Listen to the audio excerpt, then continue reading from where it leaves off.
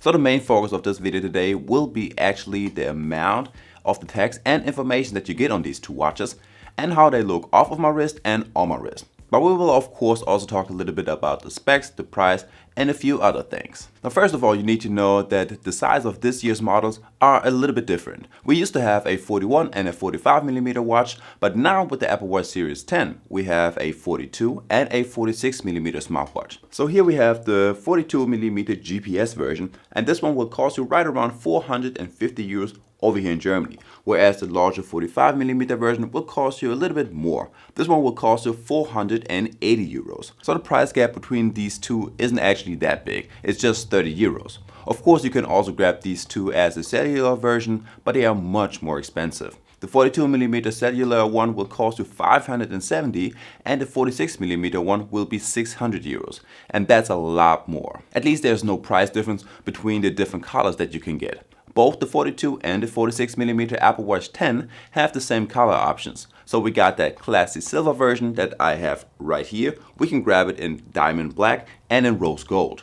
By the way, I will leave all of the links to the products down below in the description. So first let's take a look at each watch and how they look off of my wrist. Then we will compare and talk about the major differences, and in the end I will give you my final thoughts on which one is probably the best for you. So right here I have the two different sizes, and if you put them right next to each other you will definitely see a large size difference. If you look at it from afar, you might not notice it too much. So spec wise, the 42mm and the 45mm version are very different. So both have the same height with 9.7mm, but the 46mm is just so much bigger in every aspect. So we got a 46 by 39mm smartwatch with a super large 1.96 inch Retina LTPO3 OLED display, and you do notice the size difference when you wear both these watches. If it comes to the 42mm version, right here you got a 42 by 36mm smartwatch with a 1.77 inch Retina LTPO3 OLED display. So despite of being 4mm smaller, the size of the display is still huge. Now when it comes to wearing these two, I really don't feel a big difference. I don't feel the weight at all. The smaller one weighs in at 34 grams and the bigger one is just 42 grams. Now the only thing you might feel a little bit is the size. I mean, they still won't bother you if you're at the gym working out, and even during the night. I was still comfortable wearing both of them. It's even pretty easy to slide them underneath your jacket or your long sleeve t-shirt, since you got some very curvy smartwatches. Of course you also have some physical buttons on these watches, but despite of the overall size difference, the buttons on the side have the exact same size. Now before we get to see how these watches compare on my wrist, let's quickly talk about the different straps. So of course both come with the same quick release feature, which makes it super easy to swap out the bands.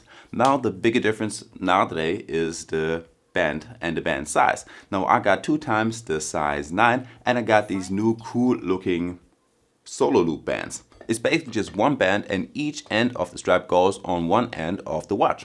They are very stretchy and pretty soft, which makes it super easy to pull in over your hand, but I still think it's a little bit easier to clip them on like you would do with a normal strap. I think it's even a little bit faster. I also noticed that you got 2 different sizes. I measured 22mm on the 42mm version and about 23mm on the bigger one, which means you cannot really use one strap on a different size. I mean, you can still attach them, but you will still have a little gap, which doesn't look good at all. Normally I would also do a test about the lock-to-lock size on these watches, but there is nothing I can measure on the Apple Watch. So now that we talked about the strap sizes, I think you should also know my wrist size. So I got 19cm wrist, which is about 7.5 inches, and I think size 9 is a little bit too big for my wrist size. I think size 8 would fit me a little bit better. Now personally for my wrist size, I would slightly prefer the bigger 46mm version, as it fits and looks a little bit better on my wrist. Normally I would go with watches between 43 and 45mm, and this time we got 42 and 46mm, but I think the 42mm one looks a little bit too small on my wrist. It doesn't disappear on my wrist like a 40mm smartwatch does, but it's still a little bit too small. And I know it's a preference thing, and I would always recommend you guys to go to the store and try them on before you buy them. But anyways, I would say if you have a wrist size that is similar to mine, or anything between 18 and 21 centimeters, I would go with the 46mm version and size 8. And if your wrist is smaller, I would go with the smaller 42mm one and at least a size 7 on the band. Now next up, let's talk about the displays and how much you actually get to see on them. And let's start with your notifications, them emails, and the messages. It's probably the biggest difference between these two watches. Of course, I made sure that I choose the same text size on both watches, and you get more or less an extra 7 to 8 words on your display, which is a whole lot. It's about 1 to 1.5 extra lines on your messages. That's basically one extra message that you are missing out on the 42mm version. Also, in the short text before you open up the message, you already see 1 or 2 extra words. There are also some other smaller differences. For example, on your weather widget, you see a little bit more of the display and basically 1 extra day. I checked out the workouts and these two are pretty much the same. Now on the 46mm Apple Watch, you see the whole second workout, and on the smaller, you barely see the top of the next workout. The context book pretty much looks the same on both watches. You really have to look close to really see a difference. I also went ahead and checked out the Maps app and I couldn't tell a difference, as well as with your watch faces or the app menu. The icons just get a bit smaller, which makes it that you still have the same information on both watches. I also checked out all of the health trackers, stopwatch, timer, alarm, calendar, and calculator.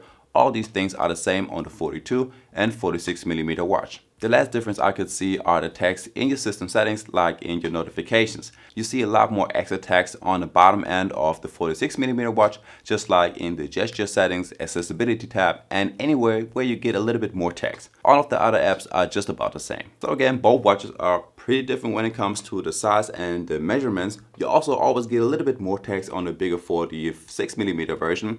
But besides that, you have 2 times the identical smartwatch, which have the old or the normal Apple Watch design, very soft and rubbery straps. And don't forget to check your wrist size twice so you won't buy the wrong strap size. If you have my wrist size, you should definitely go with size 8 or maybe even 7, depending on how tight you want it to have. And guys, there we have it. That's the Apple Watch Series 10. In another video, I checked out all of the features, the battery life, and a lot more. Just click right here to get right to the video. Also, don't forget to leave a like and subscribe to my channel for more tech reviews. And I guess with that one being said, I will see you in the next one. Peace.